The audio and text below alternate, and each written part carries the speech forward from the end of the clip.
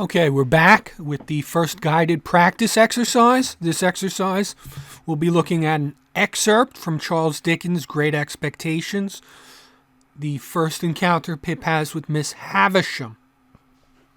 So I need you to download the Dickens excerpt. It's labeled GP1-Miss Havisham. Read it. Have it open while we do the questions. You can find that handout on the Blackboard lesson or click more on the YouTube video. Have it open while we do the questions. You need to read it. I really mean that. You have to read it. There's no point in doing a reading comprehension exercise if you do not read the passage. Okay, so who's Charles Dickens? His dates are 1812 to 1870 when he passed. He was a 19th century British author and entrepreneur. He owned his own magazine that was highly successful and made lots of money writing books, whereas most other authors from the period really didn't. He wrote in the Victorian era in England when Queen Victoria was queen. A lot of big things happened in England then. He's noted for his plotting, characters, and coincidence. Sometimes you'll hear people say a coincidence was Dickensian. That's one of his hallmarks. There's a lot of coincidences involving the characters. This selection is going to be from Great Expectations, a great classic of the Western canon. It has a richly described setting, and Miss Havisham, one of the characters, is one of the most memorable characters in literature.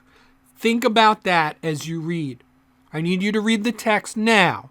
You could pause the video or come back to it, but read the text. I'll give you a moment to do so. Remember to pause the video.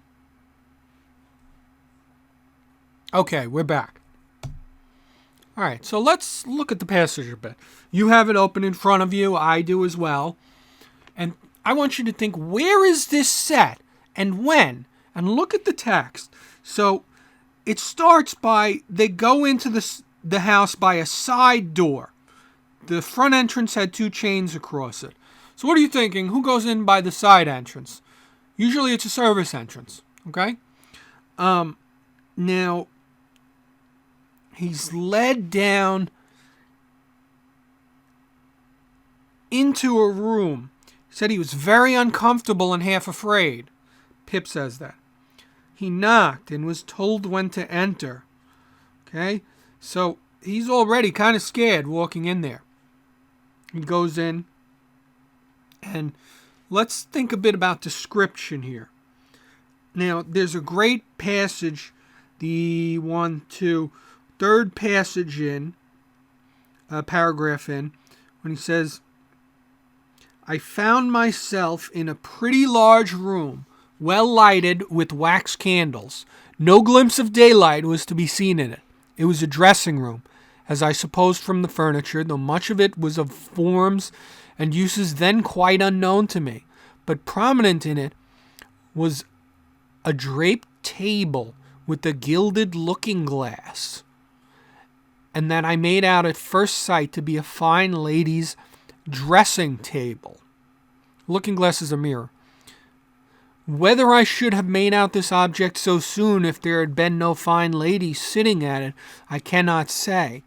In an armchair, with an elbow resting on the table, and her head leaning on that hand, sat the strangest lady I have ever seen or shall ever see. Okay, he's talking about Miss Havisham here.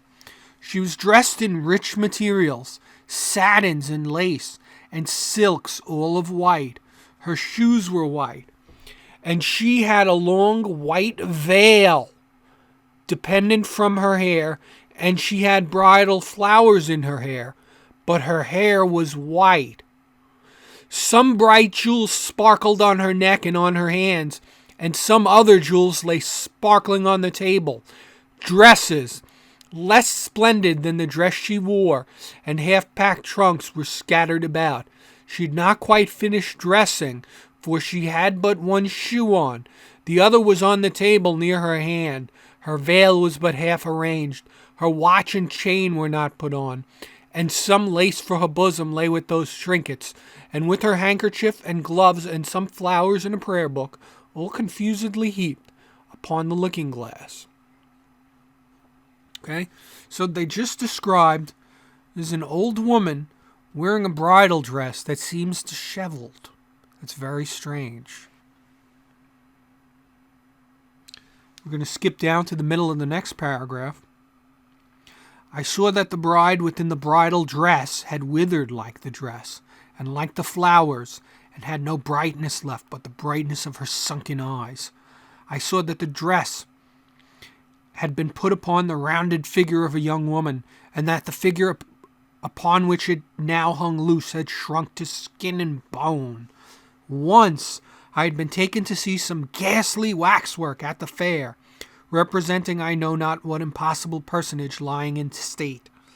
Once I had been to one of our old marsh churches to see a skeleton in the ashes of a rich dress that had been dug out of a vault under the church pavement. Now, waxwork and skeleton seemed to have dark eyes that moved and looked at me. I should have cried out, if I could. "Who is it?" said the lady at the table. "Pip, ma'am." "Pip?" "Mr. Pumblechook's boy, ma'am, come to play." "Come nearer. Let me look at you. Come close." It was when I stood before her, avoiding her eyes, that I took note of the surrounding objects in detail, so that her watch had stopped at 20 minutes to 9, and that a clock in the room had stopped at 20 minutes to 9. "Look at me," said Miss Havisham. "You are not afraid of a woman who has never seen the sun since you were born." I regret to say that I was not afraid of telling the enormous lie comprehended in the answer, no. "Do you know what I touch here?" she said, laying her hands one upon the other on her left side. "Yes, ma'am," made me think of the young man. "What do I touch?" "Your heart." "Broken!" She uttered the word with an eager look, and with strong emphasis, and with a weird smile that had a kind of boast in it. Okay, we're going to skip ahead a little bit. "I'm tired," said Miss Havisham. "I want diversion, and I've done with men and women. Play." Okay, we're going to stop for a bit. I'm going to look over some of the questions. Hopefully you finished reading that. Now, it's very perplexing. Think about what we know about Miss Havisham. What kind of old woman sits around in a bridal dress? Why would the clock be stopped? Now, where is this set? Okay, we know it's in the drawing room. There's a mirror, a looking glass. We could have inferred what that looking glass was from the other things. It said where a lady gets ready. What does a lady need to get ready? One of them is a mirror. Now, when is this set? We already talked, we know a little bit about Charles Dickens, so you know that coming in, but you'll notice there's no mention of electricity. They talk about wax candles. Wax candles would be before the modern era in electricity. Okay, so that gives us a clue to when. What is beggar my neighbor? Okay, they may ask you a specific question like that. Usually it's going to be more detailed, but let's look at the passage. Hopefully you can figure that out. I'll give you a moment to think about it and find it. Okay, so right after Miss Havisham says, talks and tries to tell them, call Estella and have her play with him. She desires them to play. She's telling them to play, almost like someone saying, dance for me, dance. Okay. With this boy, why, he is a common laboring boy. That's what Estella says. You notice, we know she's saying it and it's dialogue because it has the quotation marks. I thought I overheard Miss Havisham answer, only it seemed so unlikely. Well, you can break his heart. What do you play, boy? Asked Estella of myself with the greatest disdain. Nothing but beggar my neighbor, miss. Beggar him, said Miss Havisham to Estella. So they were talking about card games. We remember that from a few paragraphs previous. And Estella asks, what do you play, boy? He says, beggar my neighbor. So beggar my neighbor would be a card game. Okay, and we know that if we go back. Okay, when Miss Havisham says, let me see you play cards with this boy. Okay, so we know it's a card game. Now, what happens after Pip and Estella play Beggar My Neighbor? So they were playing. and whatnot. I'll give you a second to look it up. Okay, there's an incident after they were playing at cards where Estella says, "He calls the names Jacks, this boy," said Estella with disdain before our first game was out. "And what coarse hands he has, and what thick boots." I had never thought of being ashamed of my hands before, but I began to consider them a very indifferent pair. Her contempt for me was so strong that it became infectious, and I caught it. She won the game, and I dealt. I misdealt, as was only natural, when I knew she was lying in wait for me to do wrong, and she denounced me for a stupid, clumsy laboring boy. "You say nothing of her," remarked Miss Havisham to me, as she looked on me. "She says many odd things of you, but you say nothing of her. What do you think of her?" I don't like to say," I stammered. "Tell me in my ear," said Miss Havisham, bending down. "I think she is very proud," I replied in a whisper. "Anything else?" "I think she's very pretty." "Anything else?" "I think she is very insulting." She was looking at me then with a look of supreme aversion.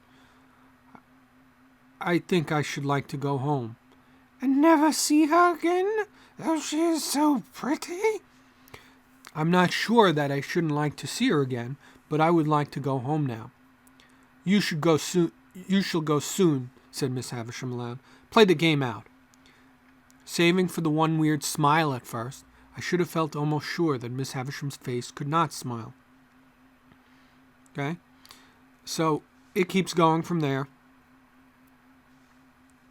Eventually, Miss Havisham dismisses Pip. She says, "Go, Pip."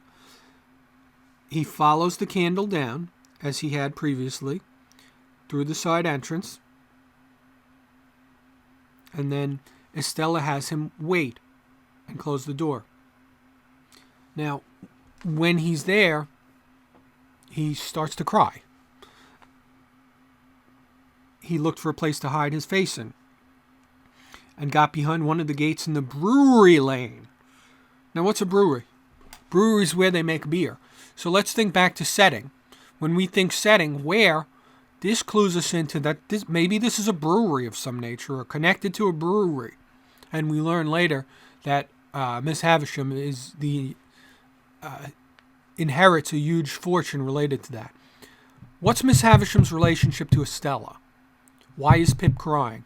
Why do you think Pip's crying? They say all these derogatory things about Pip. Estella says very negative things. He's a labor boy. Points out that he's from a different social class, that he's poor. Ms. Havisham's relationship to Estella is complicated. It seems she's her protege. She's trying to make her hurt this young boy. Does Pip belong there? I want you to look at the text and find some examples of why Pip doesn't belong there. Okay, or why he thinks that he doesn't belong there. You'll see things like he has coarse hands. He calls something something. So look to see what something something is. And why is Miss Havisham wearing one shoe? Okay, look at the text. Go to the text. Think, why is she wearing one shoe? Okay, and it says directly in the text that she was in the middle of getting dressed.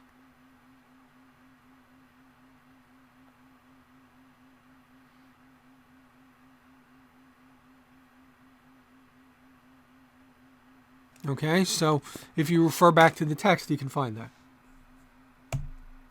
Okay, now think about the gate. If you don't know about the gate, it's at the beginning and the end, so find that passage in the story. Which gate did they go in? Why do you think one of them is locked? Is that a metaphor? Is that a simile? Is that some kind of allegory? Does that have significance when a gate is locked? They call people a gatekeeper sometimes. Okay? Now, how might Pip describe the girl Estella? How did he describe her? What are those 3 things she uses to describe her?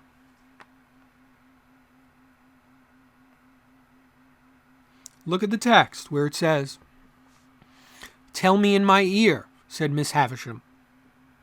Why would she say that anyway? Because he's embarrassed. Okay? And he says, I think she is proud. I think she is pretty. I think that I should like to go home.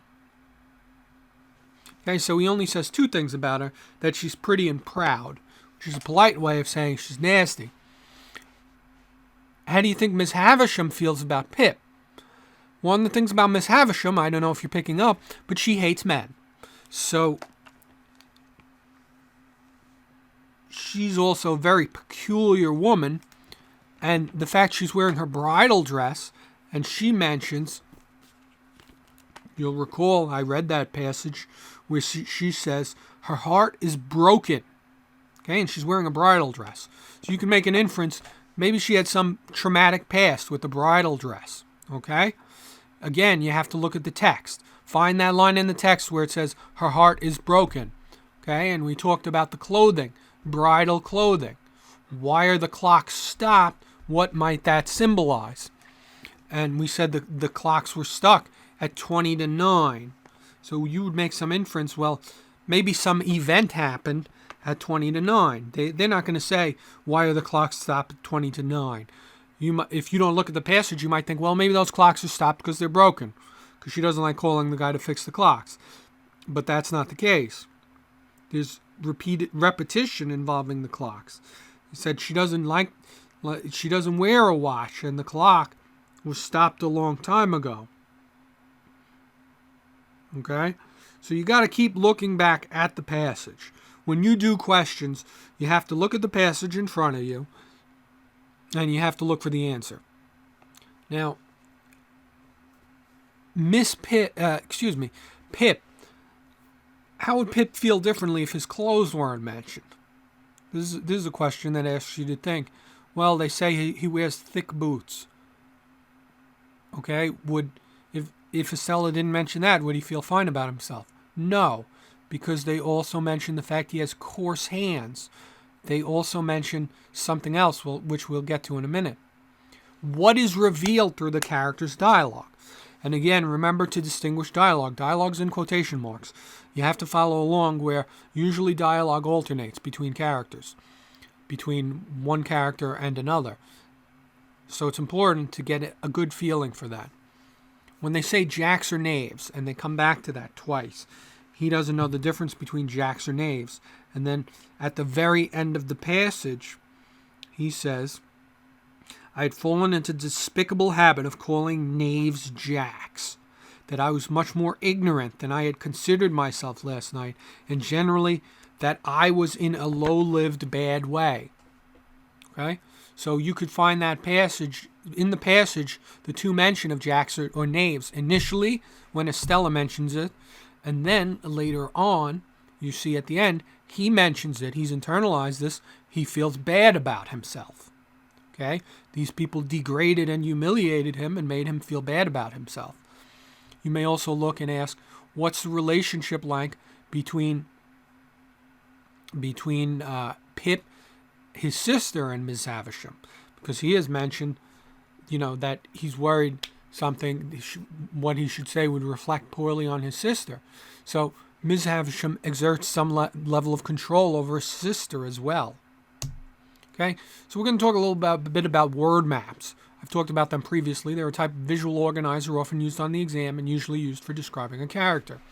So we'll start with Pip. Pip we know is working class, at least in comparison to Estella and Miss Havisham.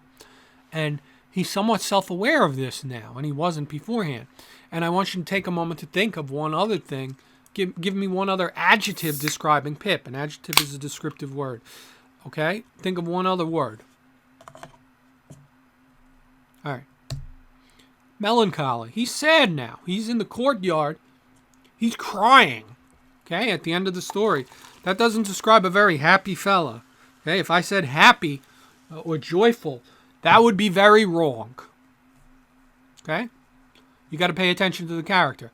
That's a very basic kind of question. They may ask his motivations. They may ask in a passage like this, he'll be very curious. What are Miss Havisham's motivations for introducing Estella, who she knows is a very cruel girl?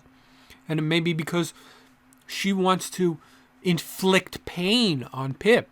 And that's never directly stated in the passage. You have to infer that from this her being an old woman wearing a bridal dress, talking about her heart being broken. She's a real out there character. So some words or phrases describing Miss Havisham. She's definitely eccentric. That means she's strange. That's a strange old woman wearing a wedding dress. She's fixated on the past. And we see some of the literary techniques that are being used reinforce that. Some of those techniques, like metaphors, like analogy. When Pip compared Pip compared the corpse to her, so that's pretty eccentric. She has a very distinct look that she's cutting. We know she's fixated on the past because of pathetic fallacy, because the clocks represent how she feels. They're stopped in a time. When we talked about pathetic fallacy, you don't have to know the term. It's not going to be on the test, but knowing what it is can be helpful. That's one way authors portray something. Okay? And what's one more thing? Think of something else. You might want to say which or something that rhymes with which, but that type of thing won't be on the exam.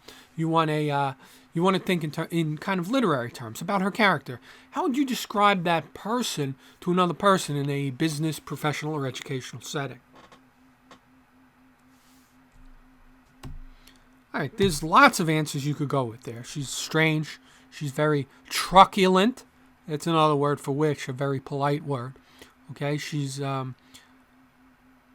holds a grudge. Okay, she's someone who dislikes men. Okay, she's someone who's sadistic. That means takes pleasure in pain. Someone who's classist. She dislikes the lower classes. Okay? Could be any number of things you could come up with. Sequencing. A lot of times, visually organizing helps people understand plot and sequence. I have an annotated version of this reading you could look through where I annotated the first couple of paragraphs so you could see this in action. But a lot of people like to jot down 1 or 2 words per paragraph. You could do it on your dry erase board during the test or in your notebook. But you may do something like this. Paragraph 1, Pip goes downstairs to the room. In the last paragraph, Pip leaves with the gates, okay? Now, doing that makes it so when you look back, some people have problems remembering the passages and the order they came in. So when you look back, you can go, okay, this happened. Pip goes down the stairs, okay? Pip meets Miss Havisham, okay? Does Miss Havisham say her heart is broken before or after she introduces Estella? It's before. What happens before? What precipitates the introduction of Estella? Miss Havisham says, I want to see you play. But he doesn't have a sister. So she calls for Estella. Okay, that's the sequence. The sequence is Pip goes downstairs. Then Pip looks around the room. Then Pip meets Miss Havisham, who tells her his heart is broken. Then Miss Havisham says, play. Then Estella is brought into the picture. They play card games. She berates Pip. Pip is told to wait outside when he wants to leave. Then he is escorted outside after he's seen crying by Estella.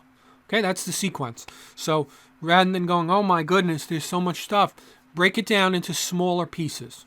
Okay? All right, and that's that. I'll see you next time.